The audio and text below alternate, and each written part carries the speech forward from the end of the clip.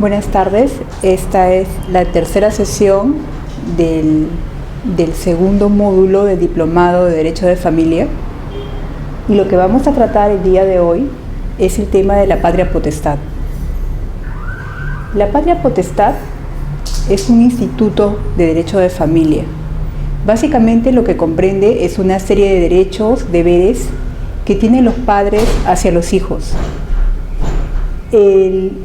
La patria potestad tiene su origen en Roma, y básicamente en Roma lo que existía era una especie de derecho sobre la vida de los hijos. Era el pater familia quien podía disponer incluso sobre la vida de los hijos. Ese tipo de derecho ha ido variando con el transcurso del tiempo, y en la actualidad, en nuestro sistema, la patria potestad es un cúmulo de derechos y deberes. No solamente derechos sobre la vida del hijo, sino deberes de formación, deberes de cuidado, deberes de protección. Cabe recordar que el ser humano, cuando es recién nacido, es el más indefenso de todos los seres vivos. Por ese motivo es necesario que los padres protejan a los hijos. La patria potestad es una institución que existe, o sea, ha existido antes de ser regulada por las normas legales. Lo que hace la ley es únicamente reconocer un derecho ya existente en el sistema natural. En la Constitución de 1993 se reconoce el deber y derecho de los padres de alimentar, educar, dar seguridad a sus hijos. Y al mismo tiempo se reconoce el derecho de los hijos del deber de respetar y asistir a los padres. El artículo 418 del Código Civil Peruano de 1984 define qué cosa es la patria potestad.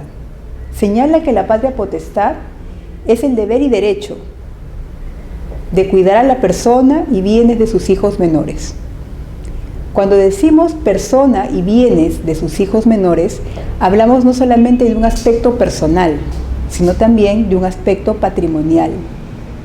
El padre, al ejercer la patria potestad, no solamente tiene un deber de cuidado de persona, sino también un deber de administrar los bienes del menor. Administrar, incluso disfrutar, en el caso del usufructo, de los bienes del menor. El Código de los Niños y Adolescentes, una norma legal que se dictó con posterioridad al Código Civil de 1984, propiamente no define qué cosa es la patria potestad, pero sí señala cuáles son estos deberes y derechos que tienen los padres al momento de ejercer la patria potestad.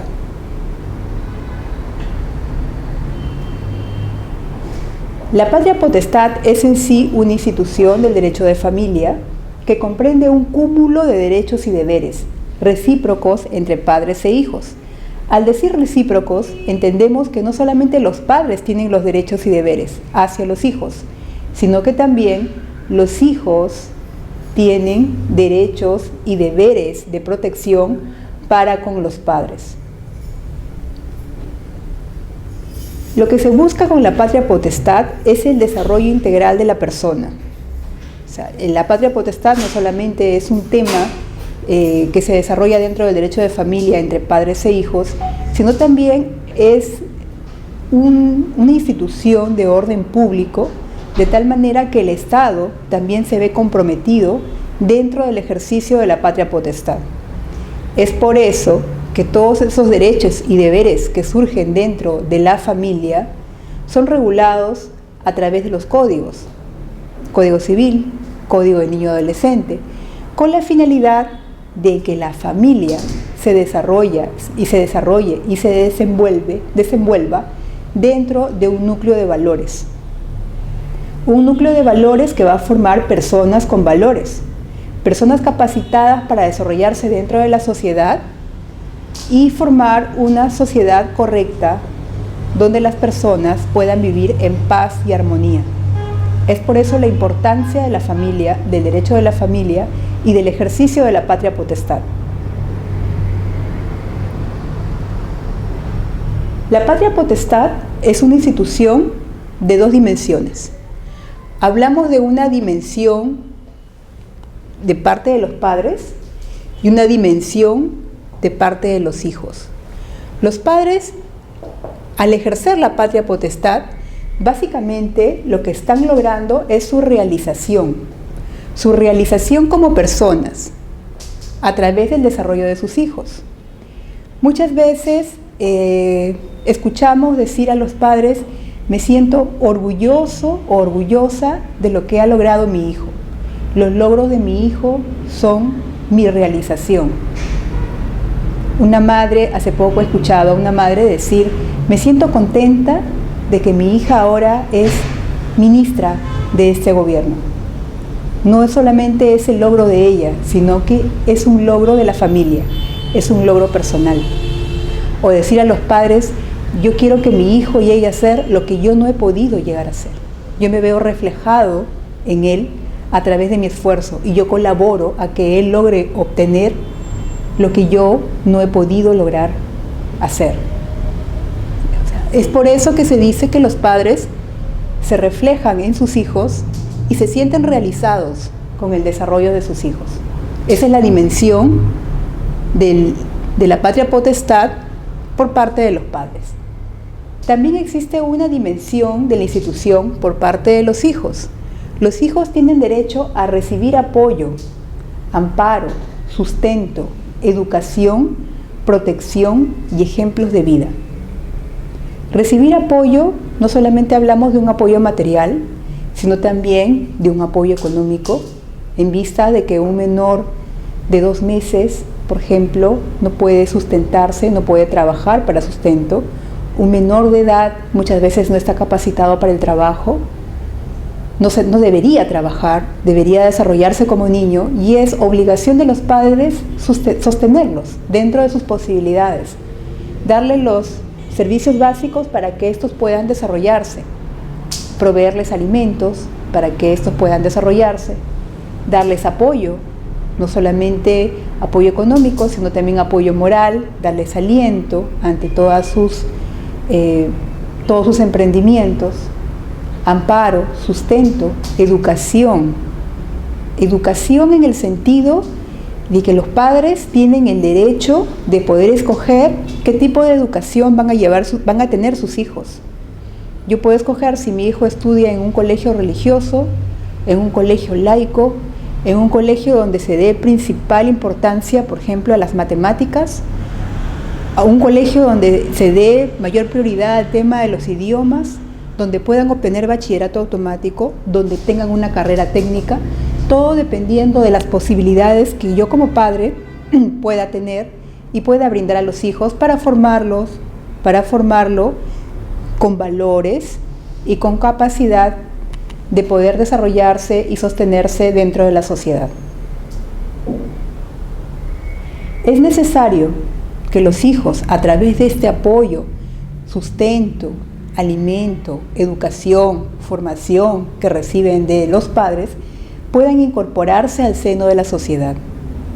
Es importante porque debido a la crisis de valores que existe en nuestra sociedad, debido probablemente a familias no constituidas o familias con problemas dentro de su entorno, o sea, es importante que la familia o dé valores a los menores para formar ciudadanos de bien que no actúen con violencia dentro de la sociedad. He ahí la importancia de la formación de los hijos con valores.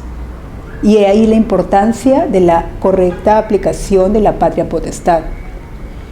Un padre que brinda ejemplo de vida a sus hijos, un ejemplo de vida, está formando a una persona que va a ser de utilidad no solamente al padre, no solamente a la familia, sino también a la sociedad.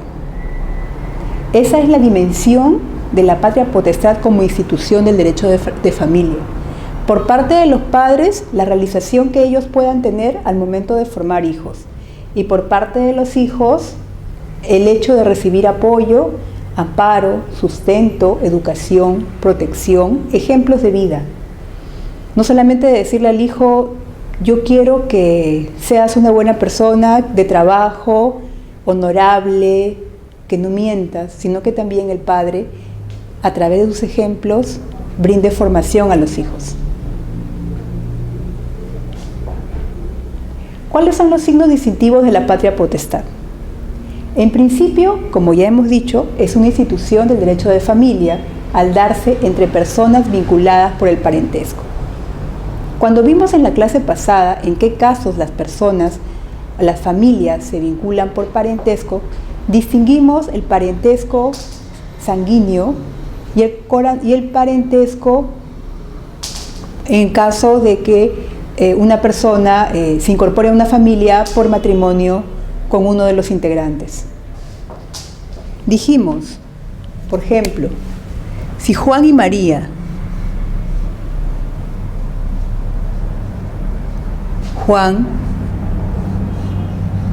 María se casan, se unen por un vínculo matrimonial y tienen como hijo a Francisco, al pequeño Francisco, ¿no? ¿Cuál es el parentesco que existe entre Juan y María? Obviamente el parentesco es de padre a hijo. Y el vínculo consanguíneo es el de primer grado. Si Francisco tiene una hermana, Rosa,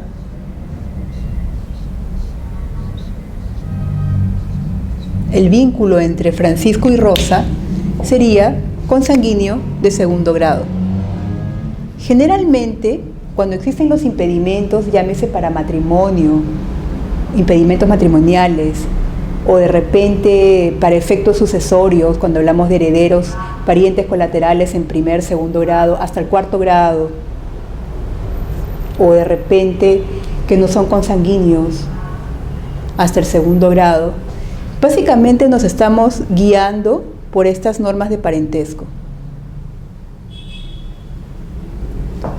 ¿Cuántos grados de parentesco consanguíneo hay entre Francisco y Rosa? Segundo grado. Si María tiene un hermano,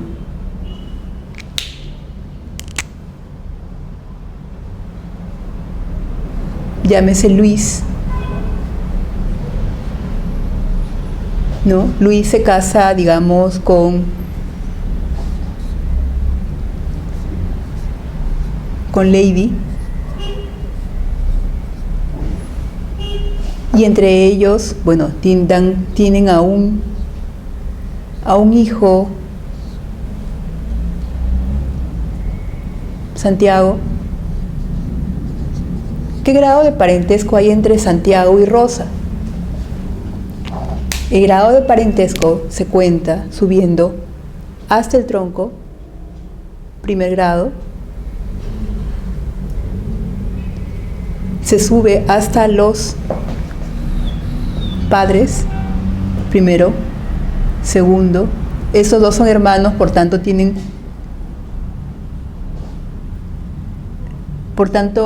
Rosa y Santiago tienen los mismos abuelos, primer grado, segundo grado, tercer grado, cuarto grado. La relación que existe entre primos hermanos es de cuarto grado de consanguinidad. El parentesco por cuarto grado de consanguinidad.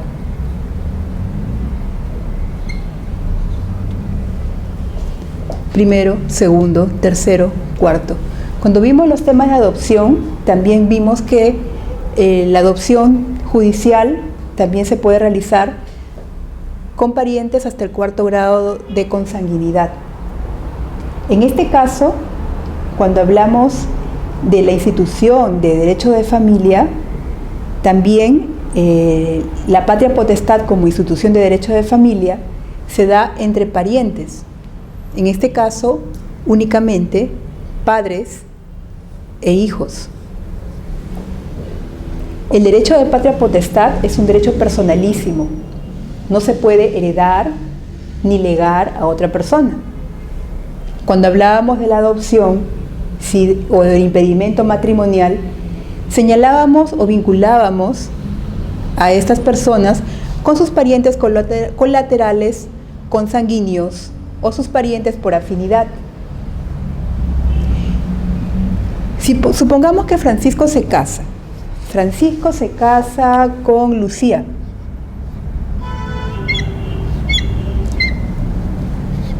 Lucía. ¿Qué grado de parentesco existe entre Rosa y Lucía? Obviamente, Lucía es cuñada de Rosa. Tendría que subirse hasta los padres, primer grado, segundo grado. El parentesco entre Rosa y Lucía es de segundo grado, pero no por consanguinidad, sino por afinidad. Mi cuñado, mi cuñada, es mi pariente por segundo grado, por afinidad. Es importante conocer ese tema del parentesco porque se aplica en muchas instituciones de derecho de familia. Tanto lo hemos visto en adopciones, lo hemos visto en impedimentos matrimoniales. En este caso lo estamos viendo en patria potestad. La patria potestad es una institución de derecho de familia que se da entre personas vinculadas por parentesco, pero únicamente entre padres e hijos. Padres e hijos. Esta persona que está acá, Luis, no puede ejercer patria potestad sobre Francisco. ¿Por qué? Porque Luis no es padre de Francisco. Ni Luis ni Lady son padres de Francisco, son tíos de Francisco. Y si en algún momento, de repente, Juan y María pierden la patria potestad y es necesario que alguien cuide a Francisco porque es menor de edad, supongamos que sus tíos son cercanos a él y lo quieren cuidar porque es menor de edad, no van a ejercer la patria potestad, sino van a ser tutores únicamente. Tutores, van a ejercer la tutoría. No van a ejercer la patria potestad, que es propio de los padres, sino únicamente van a ejercer la tutoría. Por eso se dice, la patria potestad es una institución que se reconoce únicamente a los padres. Se le reconoce no solamente deberes, sino también derechos. O sea, no solamente el deber de darle sostenimiento, educación, formación, alimentos, sino también derechos. Derechos sobre los hijos. Derechos de tenencia, por ejemplo. Yo tengo derecho como padre de tener a mis hijos conmigo. Y si no lo tengo por algún motivo, porque de repente existe una separación de hecho de mi cónyuge, tengo derecho a ejercer visitas, derecho de visitas para poder visitarlo y compartir momentos con mi hijo que no vive conmigo, porque tengo la patria potestad suspendida por el hecho de la separación. En estos casos estamos hablando de un derecho y además de deberes, como los que ya hemos dicho, sostenimiento, educación, formación. Se reconoce a los hijos también, no solamente los derechos, sino también deberes para con sus padres. Deberes personales, personalísimos, como el deber de obediencia, por ejemplo, deber de respeto, deber de honra. Son derechos personalísimos plasmados en nuestras normas legales, que son probablemente deberes con un respaldo moral, pero que son regulados en nuestra legislación con la finalidad de que si son incumplidos se puedan sancionar por su no cumplimiento. En el Código de Niño y Adolescente se regulan temas de delitos penales hacia los adolescentes y su sanción obviamente lo que busca es una incorporación de la persona en el seno de la sociedad, teniendo un carácter educativo y de formación. ¿Qué más podemos decir de la patria potestad? Es una institución no creada por el derecho, es algo que ya hemos dicho, sino que precede a esta, o sea, se desarrolla antes, dentro del seno de la familia, antes de ser reguladas por los códigos de Código Civil o el Código de Niño Adolescente. La patria potestad tiene sentido en tanto que busca cautelar los intereses de los hijos que por su incapacidad no pueden ser cautelados por ellos mismos. ¿Mediante qué figura? Mediante la figura de la representación. En el supuesto que los menores tengan bienes y no los puedan administrar por ser incapaces, los padres, en representación de sus hijos, pueden administrar los bienes. En ese sentido, lo que se busca es cautelar los intereses de los hijos. ¿Cuáles son los deberes y derechos de los padres? Los deberes y derechos de los padres, de acuerdo al ejercicio de la patria potestad, son el sustento y el cuidado. Sustento no solamente material, sino también sustento moral, sustento de formación, sustento de brindar valores a los hijos, cuidado, protegerlos de todo daño externo que pueda amenazar la integridad de los hijos, y deber de dirección del proceso educativo. Yo elijo en qué colegio va a estudiar, qué tipo de carrera va a formarse, de acuerdo a las habilidades que tiene el menor, qué cursos o qué temas pueden ser más acordes a su formación de representación legal.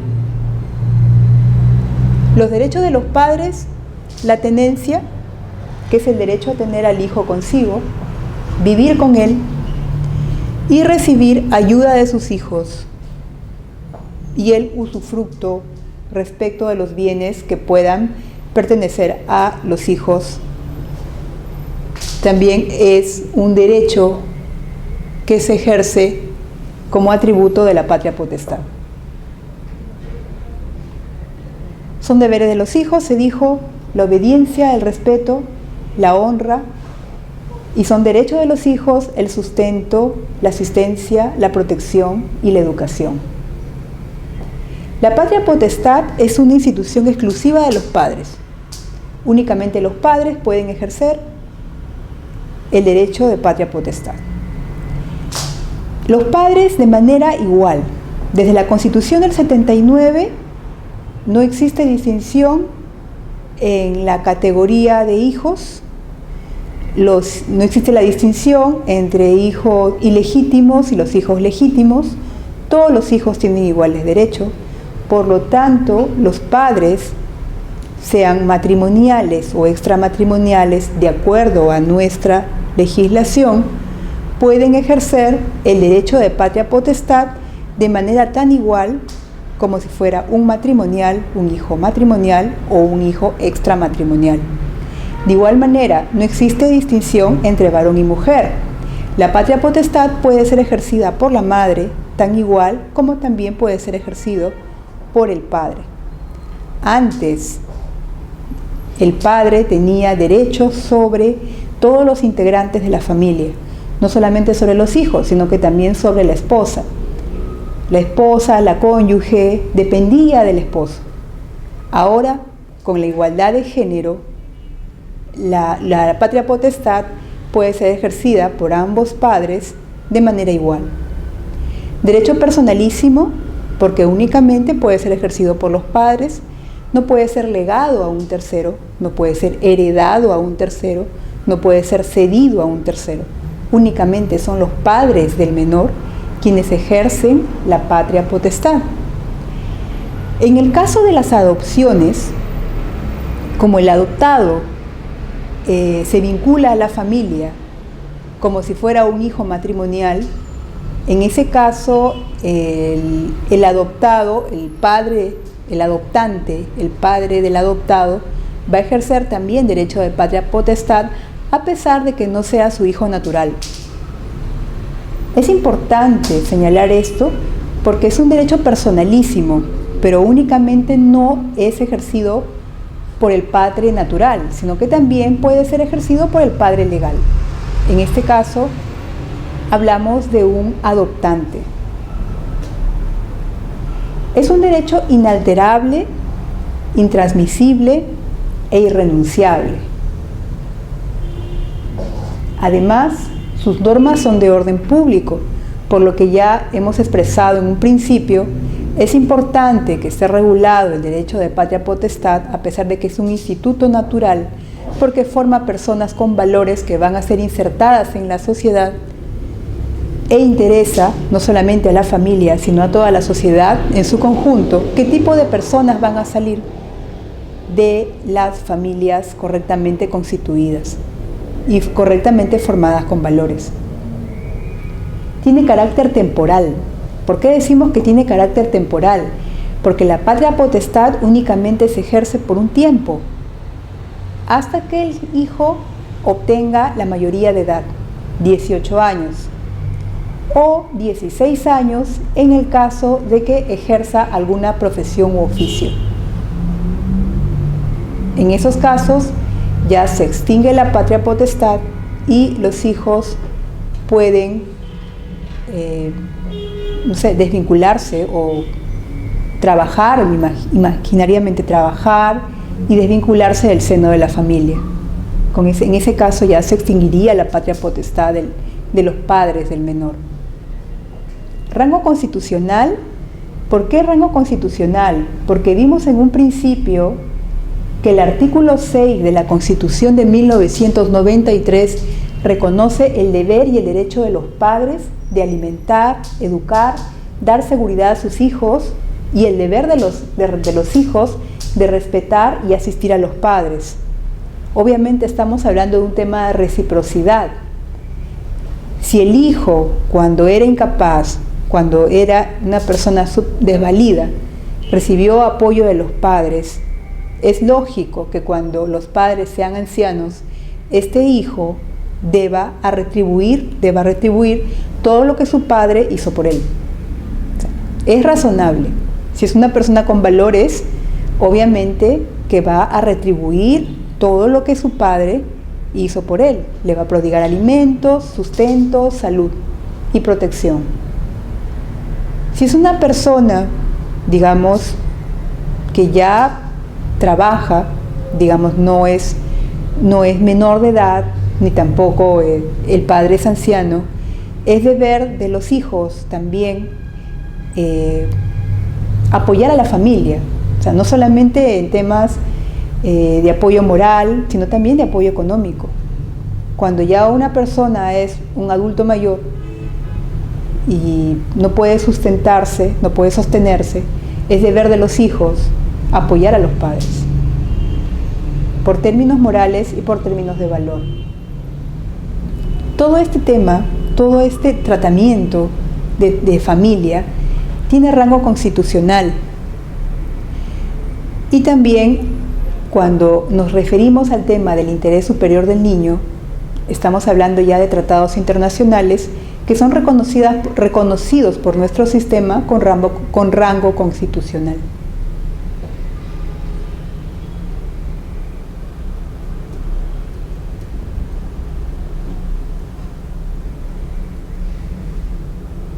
Cuando nos referimos al tema del ejercicio de la patria potestad, en la doctrina se distingue el tema de la titularidad de la patria potestad y del ejercicio de la patria potestad. ¿Qué diferencia existe entre titularidad y ejercicio? La titularidad propiamente se vincula al tema de que la paternidad propiamente es de quien engendra y quien da a luz. mientras que el ejercicio se da posterior a la obtención de la titularidad. Esto es en doctrina. Pero en nuestro sistema no se regula el tema de la titularidad. Prácticamente cuando se regula el ejercicio de deberes y derechos de los padres para aplicar la patria potestad en el Código del Niño y Adolescente y en el Código Civil, estamos hablando de un tema de ejercicios, mas no de titularidad. No se menciona el tema de la titularidad. El tema de la titularidad podría estar presente en el caso de la suspensión de la patria potestad, únicamente en ese caso. O sea, el padre puede verse suspendido de la patria potestad por temas precisos regulados en la norma, pero se ve suspendido su ejercicio de la patria potestad. No pierde la titularidad del derecho, pero sí el ejercicio se ve suspendido. Únicamente en ese caso podemos distinguir un tema de titularidad y de ejercicio. ¿En qué caso se puede suspender la patria potestad? Esto lo vamos a ver con mayor precisión en la siguiente reunión, pero vemos que el Código del Niño y el Adolescente regula ciertos casos en los cuales se puede suspender la patria potestad. Por ejemplo, cuando se suspende o existe una ausencia judicialmente declarada del padre o de la madre. Una ausencia judicial por interdicción del padre o de la madre originada en causas de naturaleza civil, por darle órdenes, consejos o ejemplos que lo corrompan. Obviamente tiene que haber una suspensión declarada por el juez de familia. Si se prueba que, por ejemplo, el padre ordenó o dio ejemplos al menor, por ejemplo, estos casos de los niños que son utilizados por sus padres para pedir dinero en la calle. O sea, fácil, se puede pedir una suspensión de la patria potestad del derecho que ejercen los padres sobre sus hijos y suspender la patria potestad. En esos casos, prácticamente existe la titularidad del derecho, pero el ejercicio está suspendido. Por maltratos físicos también existe la suspensión. Por negarse a prestarles alimento. El padre que se niega a prestar alimento a los hijos puede verse suspendido su derecho a la patria potestad. Tiene el derecho de patria potestad, pero no lo ejerce. Porque, lógicamente, tiene que haber una orden judicial de por medio. Por separación o divorcio de los padres. Lo que dijimos en un principio, existe una separación de hecho o un divorcio de los padres. Ambos tienen la patria potestad, pero ¿quién ve suspendida su patria potestad? ¿Quién no tiene consigo a su hijo? Esos casos de suspensión dejan entrever en qué caso hablamos de titularidad y en qué caso hablamos de ejercicio, a pesar de que literalmente no se expresa este tema en la regulación. En la doctrina sí se hace la distinción y lo podemos ver reflejado en estos casos de suspensión de la patria potestad. El Código Civil del 84 y el Código de los Niños y Adolescentes no distingue la titularidad de ejercicio, aunque las diferencias aparecen cuando hay cese temporal de la patria potestad, lo que acabamos de explicar en ese momento. El ejercicio de la patria potestad, como dijimos en un principio, lo ejercen los padres. Papá, mamá, hijo. Juan, María, Panchito. ¿Quiénes ejercen la patria potestad sobre Panchito? Juan y María. Ellos dos ejercen la patria potestad. Juan, María y Panchito. Lógicamente, si Panchito es un hijo matrimonial, nacido dentro del matrimonio, ¿quiénes ejercen la patria potestad sobre Panchito? los padres. Juan y María, que son los padres de Panchito y que según las normas de matrimonio lo ejercen de manera conjunta durante el matrimonio, correspondiendo a ambos la representación legal del hijo, y en caso de disentimiento resuelve el juez del niño y el adolescente conforme al proceso sumarísimo. Eso está regulado en el artículo 419 del Código Civil. El ejercicio de la patria potestad de niños matrimoniales, de hijos matrimoniales. En el caso de los hijos extramatrimoniales, la patria potestad de los hijos extramatrimoniales se ejerce por el padre o la madre que ha reconocido al menor. Lógicamente, en el caso que ambos padres hayan reconocido al menor, el juez de menores determina a quién corresponde la patria potestad.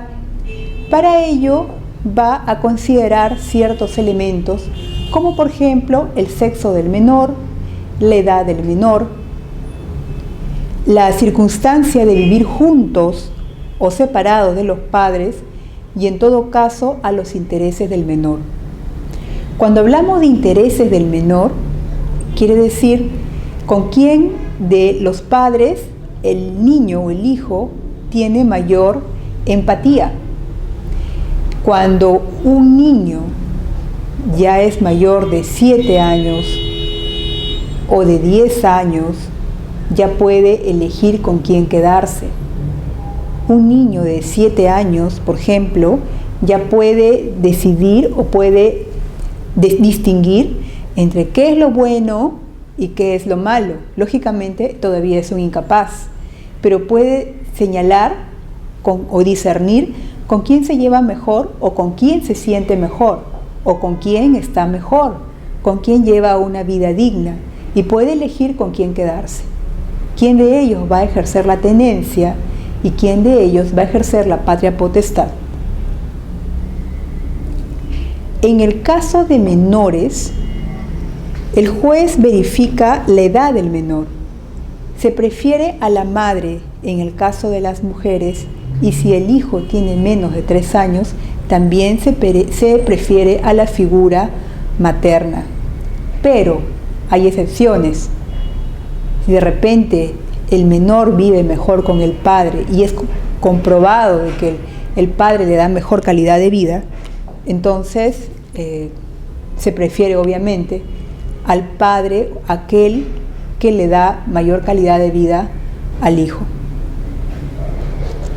En el caso de los hijos adoptivos, prácticamente, desde el momento que el hijo es adoptado, se extrae al hijo de su familia natural para incorporarla a la familia adoptiva con todos los derechos y deberes que tuviera un hijo como si fuera un hijo matrimonial.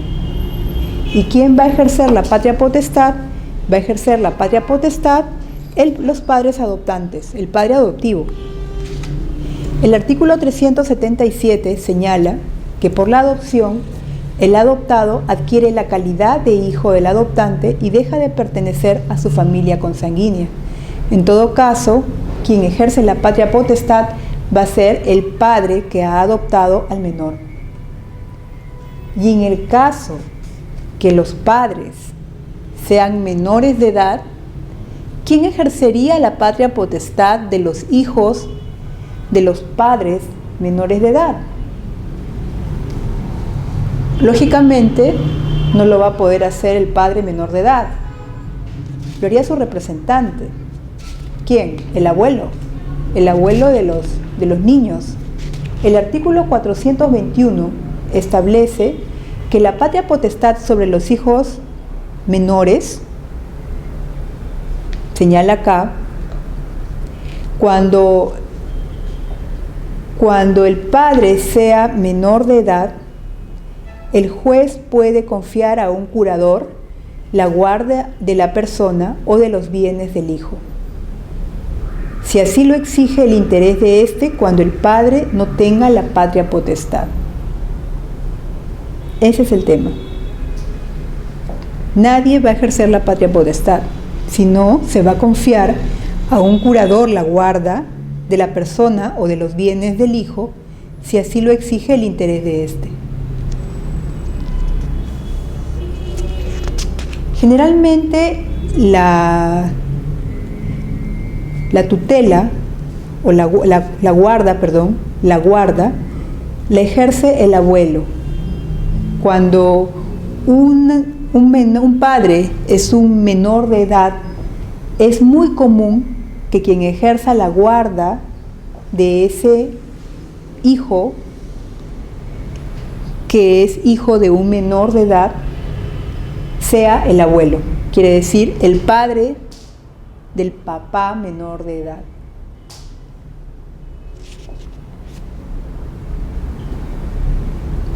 La patria potestad, además de las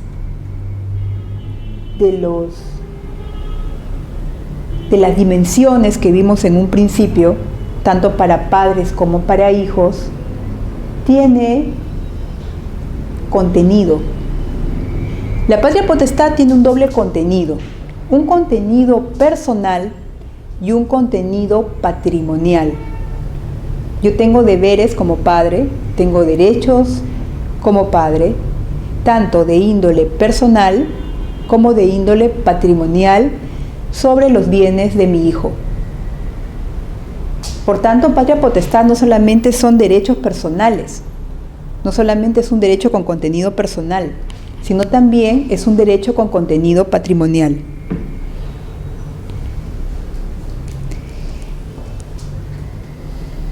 ¿Cuáles son los atributos de la patria potestad de orden personal? El artículo 74 del Código de los Niños y del Adolescente desarrolla el tema de los deberes de los padres para con los hijos de orden personal. ¿Qué establece el artículo 74 del Código de los Niños y Adolescentes? Señala que es un deber de tipo personal el velar por el desarrollo integral de sus hijos. Velar por el desarrollo integral de sus hijos es un tema muy ligado con el tema del interés superior del niño, el principio del interés superior del niño. El principio del interés superior del niño es aquel en el cual el Estado se ve comprometido a que toda medida tendente a formar personas, a cuidar niños, toda medida tendente, toda decisión que se tome a nivel Estado, tiene que estar enfocada a que los niños y adolescentes de la nación vivan con dignidad y con derechos de desarrollo hacia un futuro mejor. O sea, todas las decisiones que tomen todas las entidades del Estado tienen que estar enfocadas a eso, a la vida con dignidad de los menores y el correcto desarrollo de su vida personal. El principio del interés superior del niño está regulado en la Convención de los Derechos del Niño y prácticamente se habla de normas de supervivencia. Norma de supervivencia en el sentido que el ser humano, como es un ser desvalido desde su nacimiento, se ve en la necesidad de que el padre vele por su desarrollo y su correcta formación. Otro atributo de la patria potestad de tipo personal es proveer a su sostenimiento y educación. Es un deber que se ubica dentro del concepto del Instituto Jurídico de los Alimentos. Los alimentos, como se van a ver en el siguiente módulo, no solamente se refiere a los alimentos de tipo material, sino también a los alimentos. Concepto de alimento puede ser de tipo educativo. Yo te doy lo necesario para que puedas obtener una educación correcta y adecuada. Alimentos recreativos. De acuerdo a mis posibilidades como padre, puedo proveerte de lo necesario para que tengas una recreación adecuada que promueva tu correcto desarrollo como persona. Protección en salud.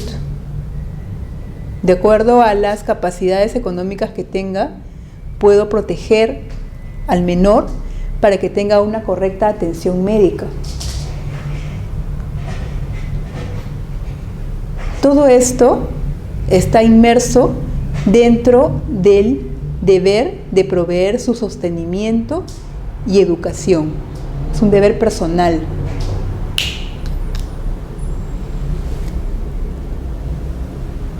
Dirigir el proceso educativo y capacitación para el trabajo conforme a su vocación y aptitudes. Los padres tienen, de acuerdo a la Constitución, de acuerdo al artículo 13 de la Constitución, tienen el deber de educar a sus hijos y el derecho de escoger los centros educativos y de participar en su proceso educativo. Esta figura es importante por cuanto los padres escogen en dónde pueden o en dónde deben estudiar sus hijos, de acuerdo a su credo, de acuerdo a sus posibilidades, de acuerdo a su formación.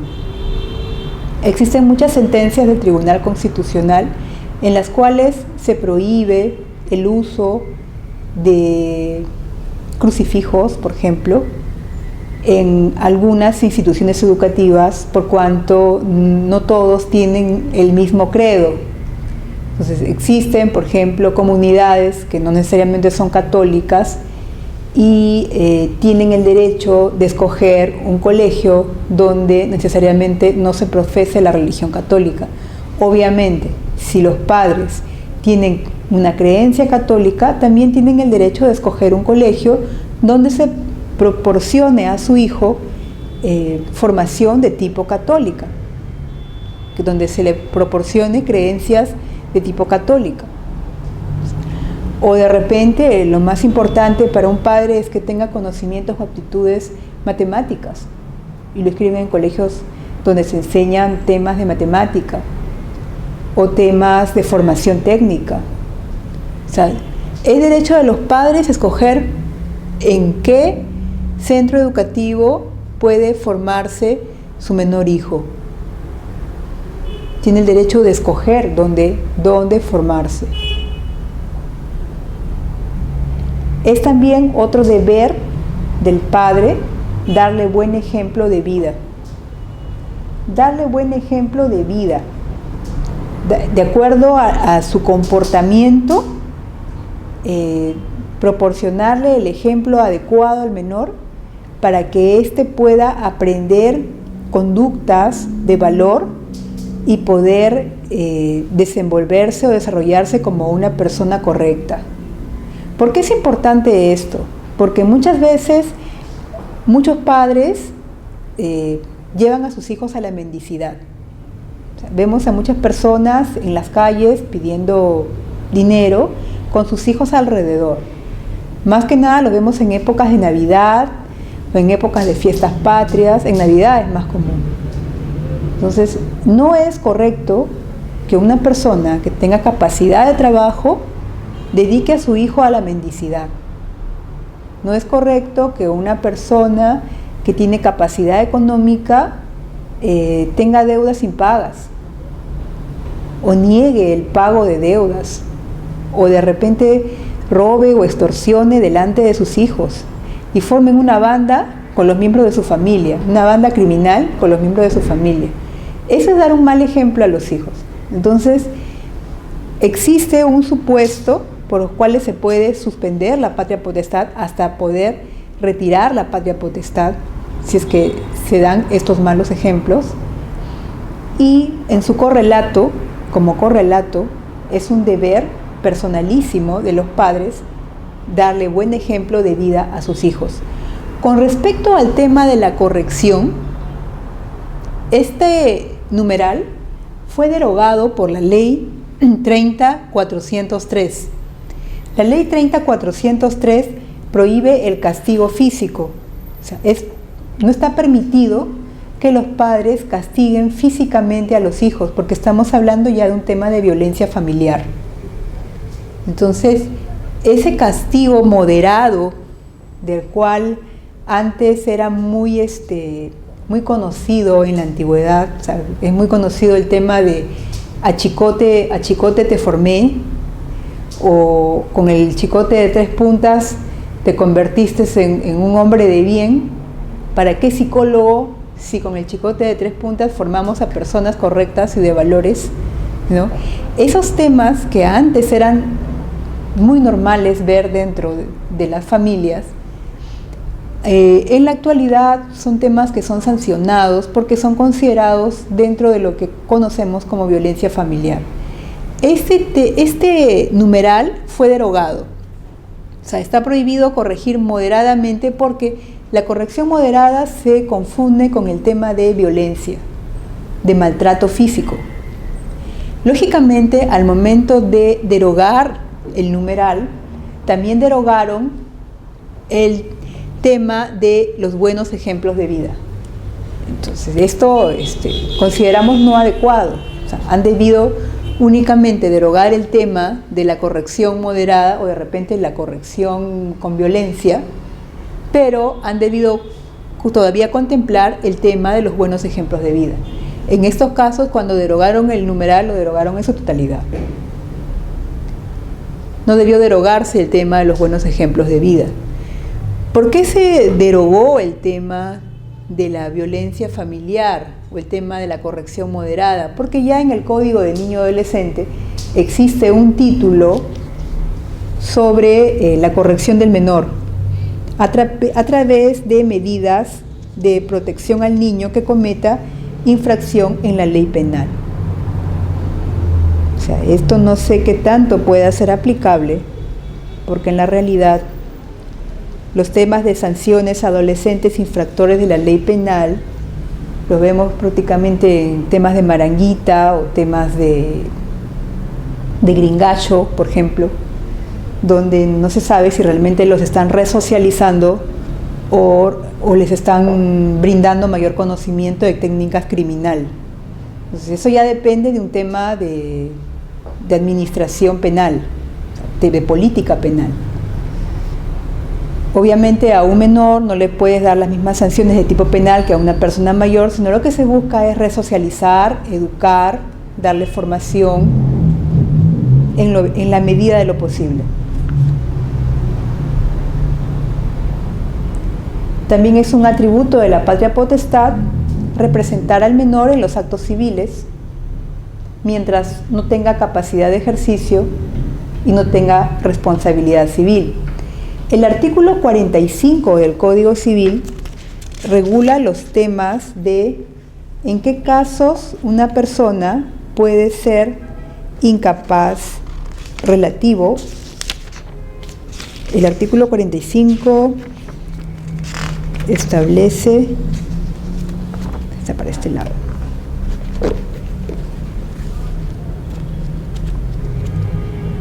¿cuáles son los casos en que una persona puede ser incapaz?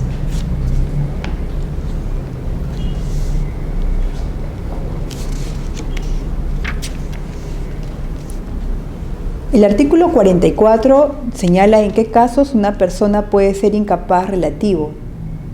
Puede ser incapaz relativo el mayor de 16 y el menor de 18 años.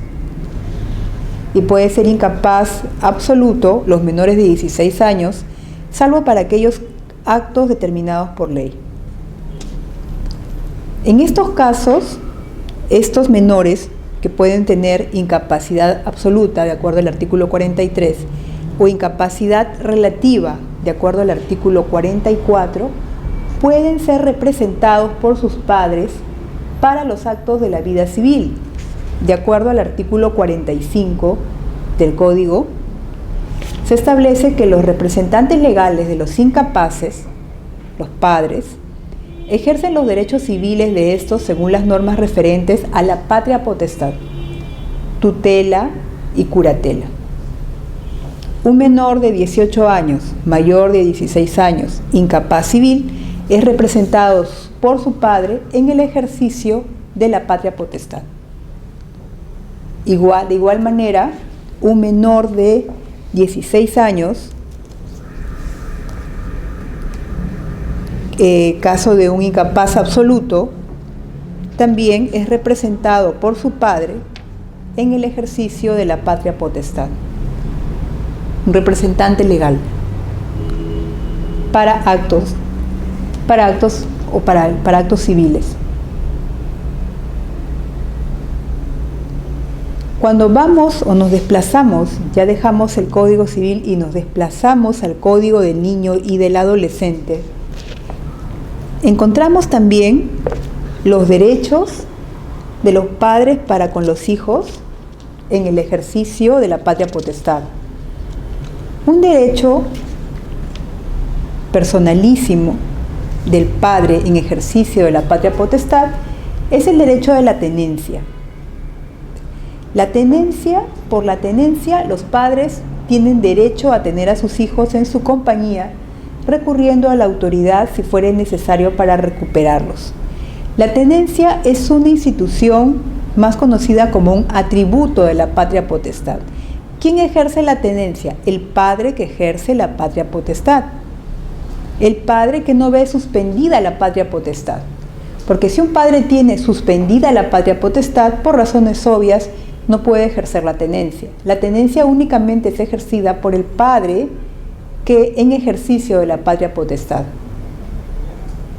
Yo tengo derecho a tener al hijo conmigo, vigilarlo, compartir momentos con él, apoyarlo en lo que necesite, verlo cómo se realiza y realizarme yo también como persona al ver cómo se va desarrollando mi hijo. Ese es un derecho de tenencia. En el caso que me quiten la tenencia, yo tengo el derecho de acudir a la vía judicial para poder recuperarla. Y en el caso de que yo no tenga la tenencia, tengo derecho a visitar a mi hijo para poder verlo y comunicarme con él. No solamente visitarlo, sino compartir momentos con él. La tenencia se diferencia de la custodia en que la tenencia es solamente un atributo o facultad de los padres, de vivir con los hijos, mientras que la custodia es vigilar, cuidar y proteger a los hijos. Una persona que no ejerce tenencia, un padre que no ejerce tenencia, puede vigilar, cuidar y proteger a los hijos, puede custodiar su desarrollo, pero sin embargo no ejerce tenencia. El Código del Menor, que existía antes de la regulación del Código de los Niños y Adolescentes, hacía esta distinción entre custodia y tenencia. Actualmente se confunde la figura de la custodia con la tenencia, pero propiamente la tenencia es tener al hijo consigo, mientras que la custodia es vigilar, cuidar y proteger a los hijos. No necesariamente implica la tenencia. Una persona, un padre que no ejerce la tenencia, puede también custodiar, vigilar y proteger a los hijos sin necesidad de tenerlos consigo. Esa figura o esa distinción básicamente se da en la doctrina. En la legislación no existe distinción alguna, aunque sí existía esa distinción en el Código de Menores anterior. Código de Menores que se dio antes del Código del Niño y del Adolescente. La diferencia entre la tenencia y la guarda propiamente es lo que decíamos hace un momento. En el caso de los padres que son menores de edad, lógicamente no van a poder ejercer la patria potestad. ¿Quién va a cuidar al hijo del padre menor de edad? Lo puede hacer el abuelo, pero no con la figura de la patria potestad, sino con la figura de la guarda. La guarda la van a ejercer terceros que cuidan a un menor. Puede ser el abuelo o puede ser una persona que no necesariamente tenga parentesco con el menor, pero lo cuida porque el menor se encuentra en calidad de abandonado. Y en el caso de la tenencia, estamos hablando de un derecho exclusivo de la patria potestad que no puede extenderse a terceros. Es un atributo de la patria potestad de derecho personalísimo que solamente lo pueden ejercer los padres. La tenencia no lo puede ejercer un tercero que no sea padre, que ejerza la patria potestad. Mientras que la guarda la pueden ejercer terceros o también los abuelos, en el caso de los padres menores de edad. La tenencia está regulada en el Código del Niño Adolescente y también está regulada en el Código Civil. Para regular esos temas de tenencia se tuvo en consideración la Convención sobre los Derechos del Niño, que es un tratado internacional que el Perú ha acogido y ha reconocido rango constitucional. Los estados partes de la Convención, establece el tratado, velarán porque el niño no sea separado de sus padres contra su voluntad, contra la voluntad de estos. El caso que expliqué la semana pasada, la reunión pasada, el caso que el hijo vive dentro de su familia, dentro de una familia, y de un momento a otro es arrancado del seno familiar para ser llevado a otro país. Cuando vimos el tema de adopción, vimos que cuando se adopta a un menor, necesariamente se escoge o tiene mayor prioridad que los padres adoptivos sean aquellos que vivan en la misma región donde se encuentra viviendo el menor. ¿Por qué? Por razones de adaptación. Es muy difícil que un niño, un menor que vive en una zona tropical, se adapte a una zona donde las temperaturas son bajo cero. O que un niño, un menor que vive en la selva, se adapte fácilmente al clima húmedo de Lima.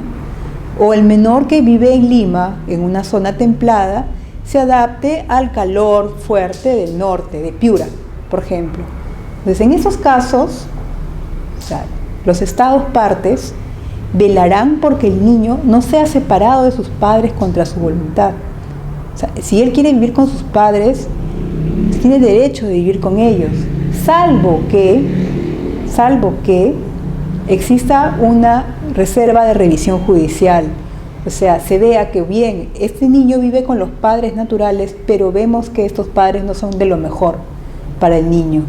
Lo violentan, no cumplen con sus alimentos, no le pagan el colegio, lo descuidan, no ven por su salud, le dan malos ejemplos de vida.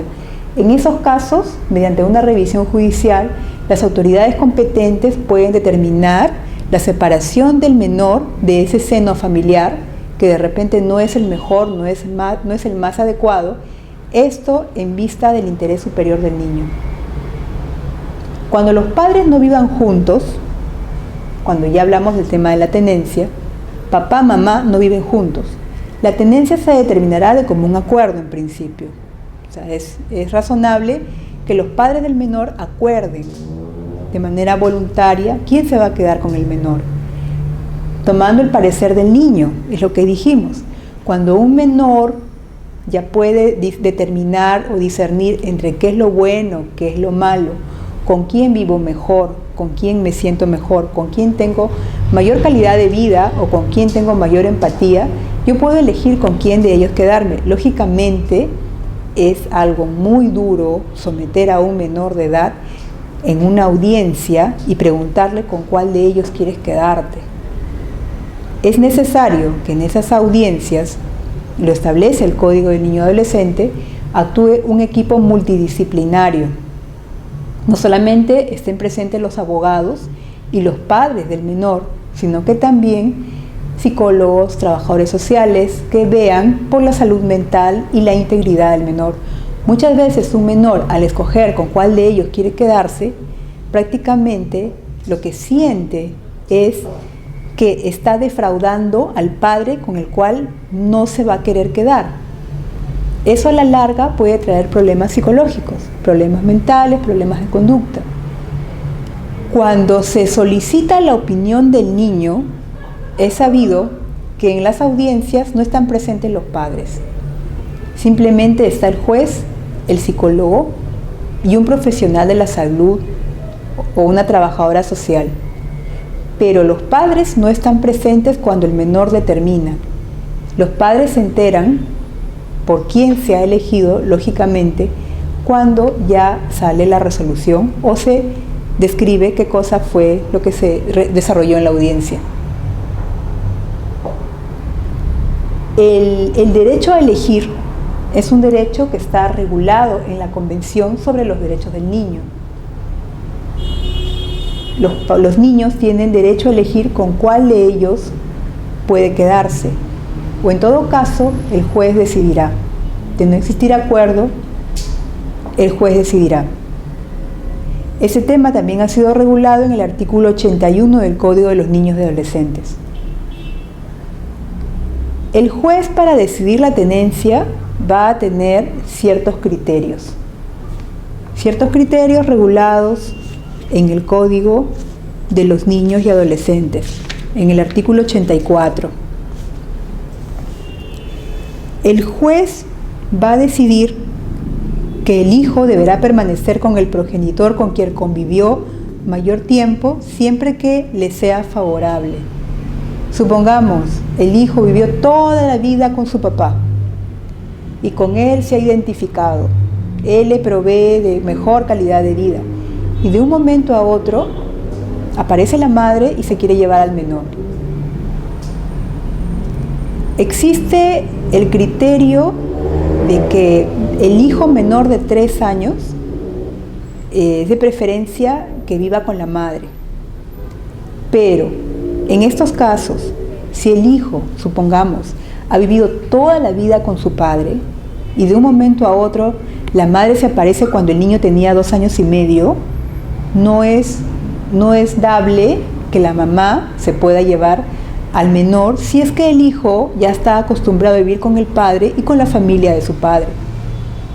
Por eso es que es un criterio determinante para el juez que el hijo permanezca con el progenitor con quien convivió mayor tiempo, siempre que obviamente le sea favorable. El hijo menor de 3 años, es lo que decíamos, permanecerá con la madre, pero este criterio no es determinante. Si es que el hijo menor de 3 años ha vivido mayor tiempo con el padre y con él existe mayor empatía, mayor comunicación, el juez va a determinar por lo que le sea más favorable al menor. Para el que no obtenga la tenencia o custodia del niño o adolescente, ojo, acá se confunde tenencia con custodia.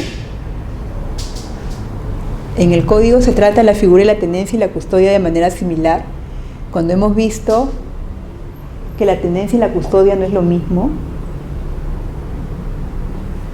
La custodia es vigilar y cuidar y proteger a los hijos. En cambio, la tenencia es un atributo de la patria potestad que implica tener al hijo consigo. No necesariamente custodia implica tenencia en doctrina, pero en nuestra legislación se confunde tenencia con custodia. Para tenerlo presente, para el que no obtenga la tenencia o custodia del niño o adolescente, debe señalarse un régimen de visitas. Si yo no vivo con mi menor hijo, tengo derecho de visitarlo. Y para visitarlo no es necesario que yo venga cumpliendo con un derecho de pago de alimentos, porque puede ser que yo no tenga lo necesario, lo suficiente para cubrir los alimentos del menor, pero tengo derecho de visitarlo. Con la regulación anterior se establecía que aquel padre que no podía pagar los alimentos del menor no tenía derecho de visitas. O sea, el hijo no es un trofeo, el hijo no necesariamente necesita que el padre le dé dinero para poder visitarlo.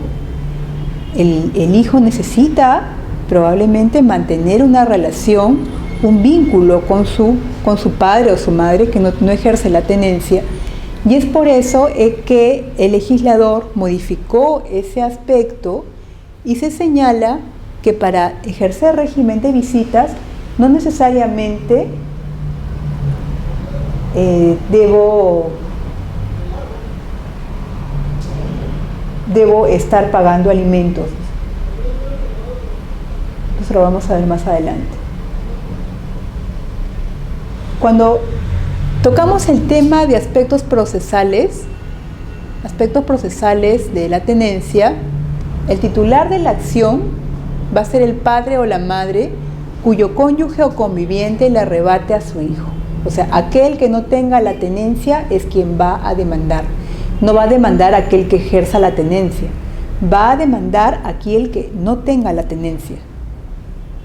¿Contra quién demanda? Contra aquel que ejerce la tenencia ante un juzgado especializado de familia, que es el juzgado competente. ¿Qué medios probatorios va a presentar? La partida de nacimiento que acredite el entroncamiento familiar con el menor y pruebas pertinentes. Pruebas pertinentes, vimos que no solamente son las pruebas escritas, sino también puede ofrecer videos que acrediten la relación filial, paterno-filial. La resolución de tenencia no crea cosa juzgada, quiere decir que es apelable, es modificable, puede variar la tenencia, puede ser modificada. ¿En qué casos puede ser modificada? Por ejemplo, cuando una persona, una madre que ejerce la tenencia, niega las visitas al padre que de por sí ya había ganado su derecho a ejercer régimen de visitas. Si la madre niega que el padre la ejerza, en ese caso peligra el derecho de tenencia que ejerce la madre.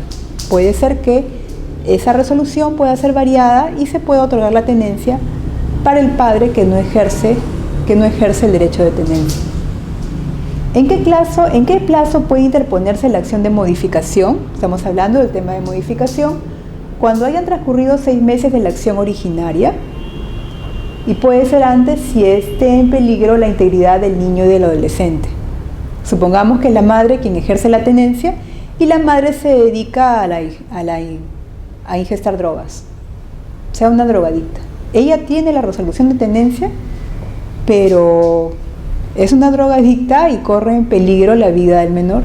En ese caso no necesariamente tienen que pasar los 6 meses establecidos, sino que puede demandarse antes o como una medida cautelar puede pedirse la tenencia del menor porque está peligrando su vida.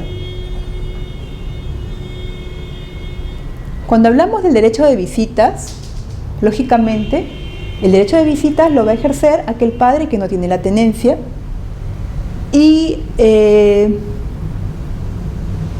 ¿qué cosa es lo que establece el Código Civil? Dice que los padres tienen el derecho de conservar a los hijos que no estén bajo su patria potestad y va a tener derecho a conservar las relaciones personales indicadas por las circunstancias. O sea, si yo no tengo a mi hijo conmigo, yo tengo derecho a conservar relaciones personales con mi hijo. ¿Y cómo conservo esas relaciones personales con mi hijo? A través del derecho de visitas. Es muy criticable el término régimen de visitas porque las visitas son temas de encuentros esporádicos. O sea, yo no tengo, por ejemplo, si yo quiero ver a mi hijo, no lo voy a ver 2 horas un sábado a la semana.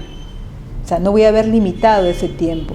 El régimen de visitas debería ser entendido como que yo puedo ver a mi hijo cuando él necesite verme, o necesito comunicarme con él cuando él necesite de mí, necesite de mi persona. No necesariamente tiene que ser un régimen limitado.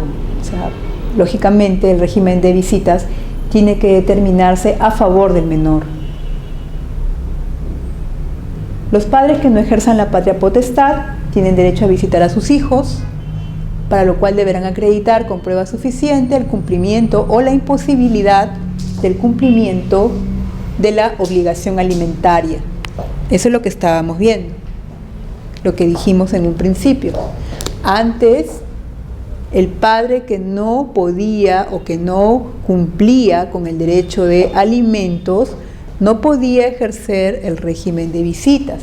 Como esta ley o esta norma era muy injusta, entonces se dio la posibilidad de que los padres que no puedan cumplir con el derecho de alimentos puedan también ejercer el derecho de visitas siempre y cuando acrediten que no pueden cumplir con el pago de la obligación alimentaria.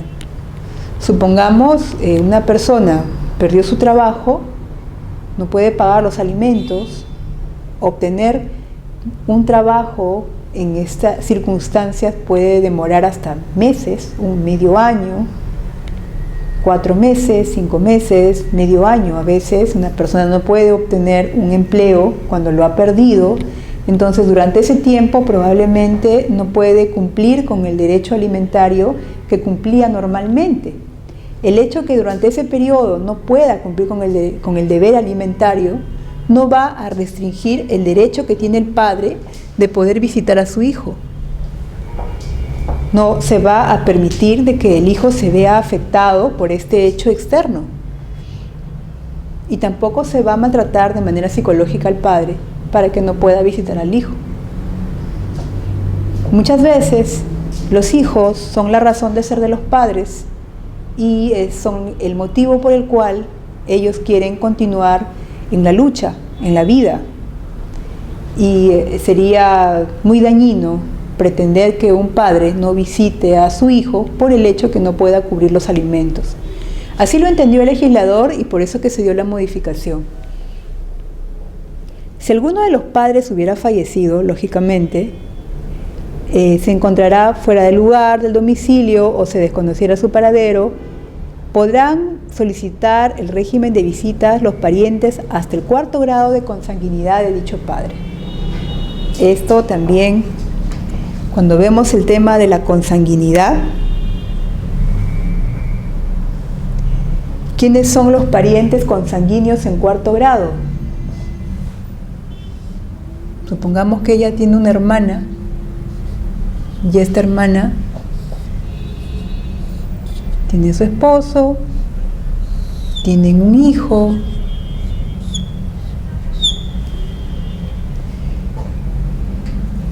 ella, supongamos, fallece. ¿Quiénes pueden visitar a este menor? Sus parientes hasta el 4º grado, en consanguinidad. 1er grado, 2º grado, 3º, 4º. Su primo hermano, el primo hermano de este menor cuya madre ha fallecido, puede pedir régimen de visitas. Él. Y también el resto, hasta el 4º grado. Pues lo puede pedir la tía, lo puede pedir el abuelo, la abuela, otros parientes que pudiera tener este menor. ¿Por qué? Porque no sería dable desvincular a este menor de la familia materna una vez que la madre ya no esté, o que una vez que el padre ya no esté. Se estaría afectando su derecho a la identidad y su derecho a la integración familiar. Es necesario que, si uno de los padres no está, este menor tenga relación familiar con los parientes por parte del padre fallecido. Lógicamente, siempre y cuando haya vínculos de afecto.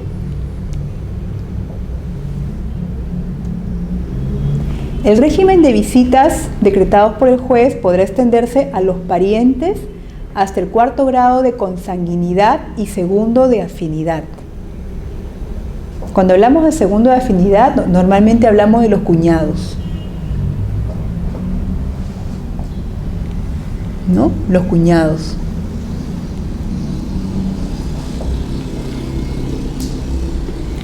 ¿Cómo se determina el régimen de visitas? En principio, el régimen de visitas se puede determinar por el acuerdo. O sea, si ambas partes se ponen de acuerdo cómo va a ser el régimen de visitas, puede ser a través de una conciliación que se determine cuál va a ser el régimen de visitas aplicable al padre que no va a ejercer la tenencia. Si no existe acuerdo, la vía va a ser la vía judicial. Se va a tener que presentar una demanda ante el juez de familia y además la partida de nacimiento del menor acreditando el entroncamiento familiar. Cuando existen incumplimientos a las resoluciones que determinan el régimen de visitas, en estos casos se van a presentar apremios. ¿Qué tipo de apremios? Multas. Multas al padre que no ha respetado que el cónyuge o el padre del menor, quien debería ejercer el régimen de visitas, lo pueda realizar. Yo, mamá, tengo a mi hijo conmigo. Mi ex cónyuge no vive con nosotros. Existe una resolución judicial que indica que mi ex cónyuge va a venir a visitar a mi hijo los días domingos y va a salir con él. Lo va a llevar a pasear, lo va a llevar al circo, X cosas, lo va a comer, bueno, no sé, va a estar con él. Si yo le cierro la puerta porque no me cae, no me caes, no quiero que veas a mi hijo, en ese caso, a pesar de que existe una resolución judicial que ordena que este señor va a ejercer régimen de visitas, si yo no cumplo con esta resolución, me pueden multar, obviamente. Ese es un apremio. Y si existe una resistencia extrema, entonces el padre puede pedir al juez una variación de tenencia. Lógicamente existen muchos casos en los cuales las madres no quieren que sus excónyuges salgan con el hijo cuando estos excónyuges vienen con la actual novia. Son muchos casos, son casos muy comunes. Yo no quiero que salgas con mi hijo y además salgas con esa exnovia o enamoradita que tienes al mismo tiempo.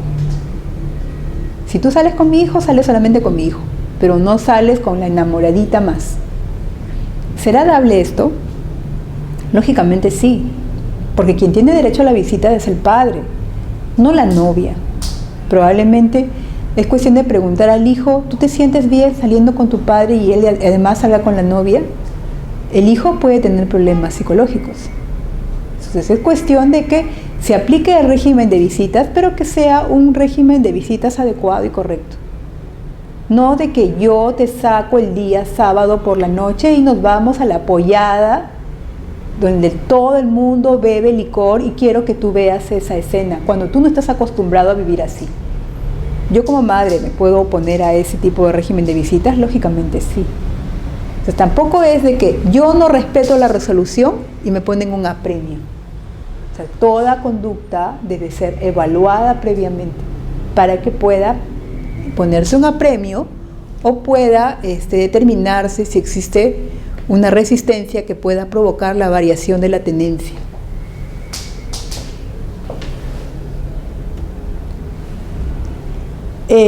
Los casos de tenencia y régimen de visitas han sido muchas veces llevados al Tribunal Constitucional mediante vía de amparo, mediante acciones de amparo.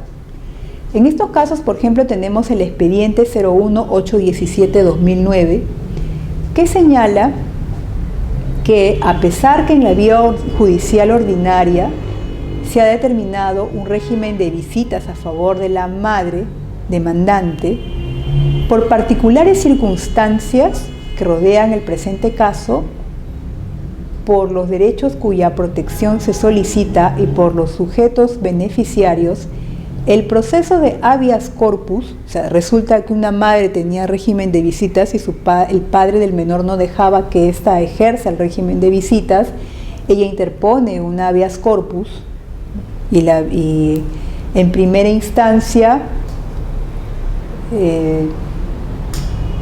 se había otorgado el régimen a favor de la madre, pero a la larga se apeló por inejecución.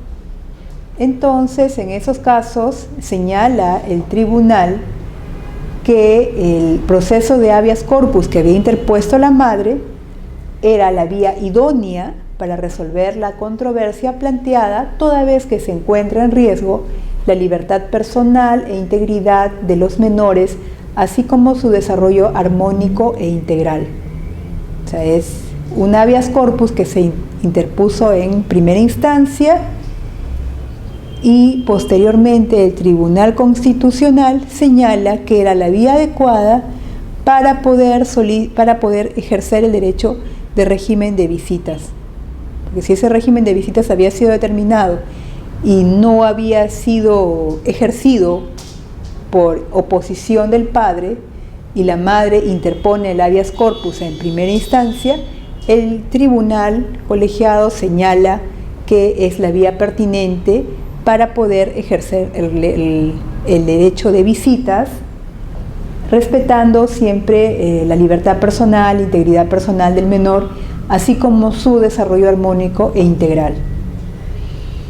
Asimismo, dentro del mismo expediente, se señala que por el principio iura novit curia, previsto en el artículo 8 del título preliminar del Código Procesal Constitucional, se estima que no solo los derechos a la libertad individual e integridad personal habrían sido supuestamente vulnerados, sino también los derechos de los menores a tener una familia y no ser separados de ella, y a crecer en un ambiente de afecto y seguridad moral y material, así como el derecho a la efectividad de las resoluciones judiciales.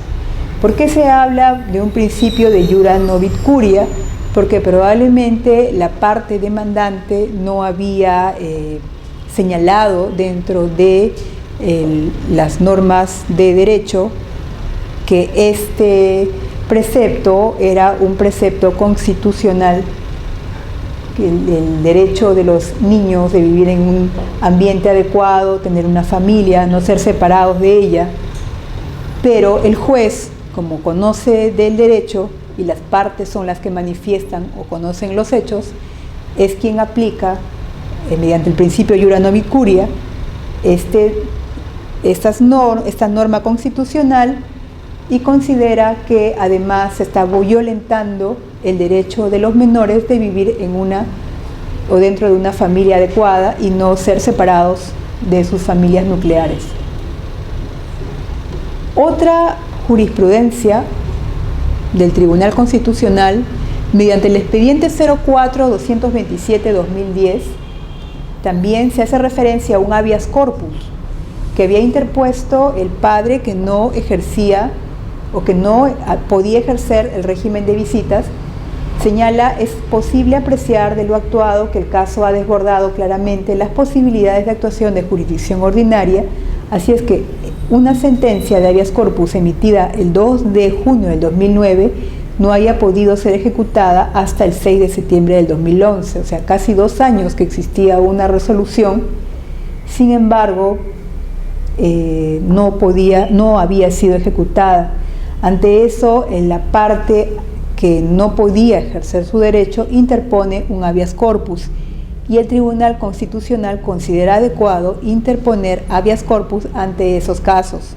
Cuando existe una resolución que me da el derecho, sin embargo ya ha pasado un plazo establecido y no se ha ejecutado el derecho, entonces es posible interponer un habeas corpus para ejercerlo.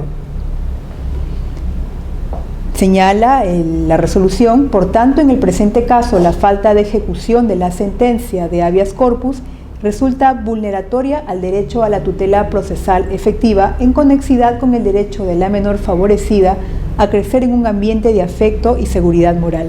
También estamos hablando de un tema constitucional, debiendo estimarse la pretensión en el presente caso. Continúa la misma sentencia, señala, si la madre tenía razones para cuestionar la tenencia a favor del padre, debía impugnarla ante el juez, ¿no? Y no simplemente negar la tenencia, en lugar de sustraer al menor de modo traumático e impedir el contacto de la misma con su padre. Otro derecho personal que tienen los padres para con los hijos es de recibir ayuda de los hijos. O sea, recibir ayuda en el sentido de que por su edad ellos pueden proporcionar cierta ayuda a la familia, supongamos en temas de orden de casa, de limpieza, de arreglo, de colaboración, siempre y cuando no perjudique su condición, ni su atención, ni su desarrollo. En el Código Civil del 84 no se utiliza el término recibir ayuda, se utiliza el término aprovechar de los servicios de sus hijos. El término aprovechar de los servicios de sus hijos fue duramente criticado debido a que aprovecharse de un menor lógicamente representa un tema de abuso. Si yo me aprovecho de la ayuda que me da un menor, lógicamente se puede pensar de que estoy abusando del menor, de que estoy violentando al menor, y eso es lo que no se quiere. Por ese motivo el legislador modificó el término aprovechar de los servicios de sus hijos por el término recibir ayuda de ellos, atendiendo a su edad y condición y sin perjudicar su atención.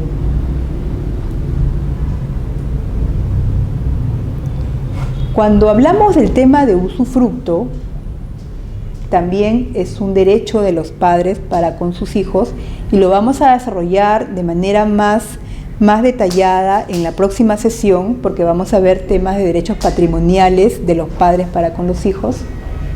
Mediante el derecho de usufructo, los padres tienen derecho de administrar y usufructuar los bienes de los hijos cuando estos los tuvieran. Pero, lógicamente, lo que se quiere limitar es el abuso. O sea, no queremos que los padres abusen de los bienes de los hijos, y se señala o se establece que es necesario que estos usufructos que se ejercen sobre los bienes de los hijos sean aprovechados en beneficio de la familia. Se busca que todos los miembros de una familia, obviamente, colaboren para lograr el bien común.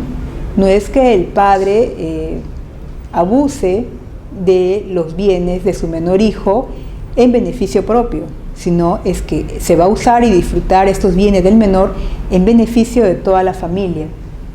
Si los menores tienen bienes, los frutos que generan estos son utilizados en primer lugar para atender las necesidades del menor titular del bien. Y si existe un sobrante, corresponderá a los padres en el entendido que ellos destinarán esos bienes en beneficio del grupo familiar.